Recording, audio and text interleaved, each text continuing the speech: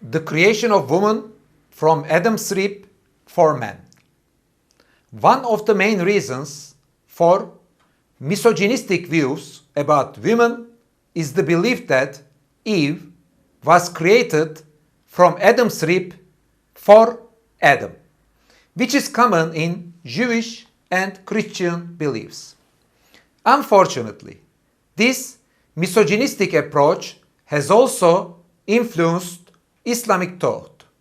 But does this perspective accord with Islam and the Quran? First of all, if you hold the Quran as the only reliable source of Islam, and if you believe that secondary sources contradicting the Quran should be excluded from Islamic practices, just like I do, then you can easily state that all beliefs contradicting the Quran are wrong. Now, let us look at the claim of woman's creation from man. To be exact, from the rib of man, from a Quranic perspective.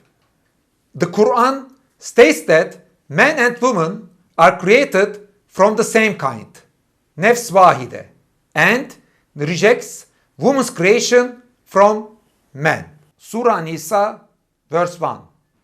O mankind, be conscious of your sustainer, who has created you out of one kind, nefs vahide, and out of it created its mate, and out of the two spread abroad a multitude of men and women. I must emphasize again that there is not a single verse of the Quran stating or implying that woman was created from man.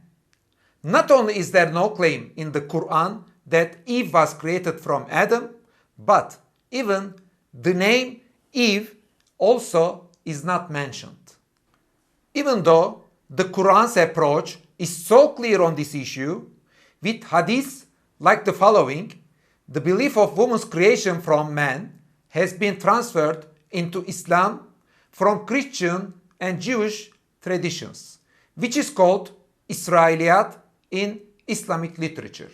By the way, I want to remind you, by Islam, I mean not the Islam sent by God as a religion, but the structure adopted by many Muslims believing to be God's words. The hadith is as follows. Treat women well, because woman was created from a rib. The most crooked part of a rib is its upper part. If you try to straighten it up, you will break it. If you let it be, it will always be crooked. Then treat women well. I believe that these fabricated words and belief systems should be excluded from revealed Islam, and practiced Islam should be reshaped according to God's words as revealed in the Quran. Now, let us look at the claim of woman's creation for man. There is no single verse or a phrase in the Quran that states or implies that women are created for men either. Rather, the Quran states that all people, with no distinction of sex, have been created for no reason but to worship God, as chapter 51, verse 56 of the Quran says. I did not create the jinn and the humans except to worship me. The word worship in the verse expresses all kinds of relations between God and mankind. All the deeds carried out by believers to receive God's mercy, from helping the poor to being just, from fasting to contemplating God, are part of worshipping in a broad sense. Those bound to worship have been called humans in the verse, with no distinction between women and men.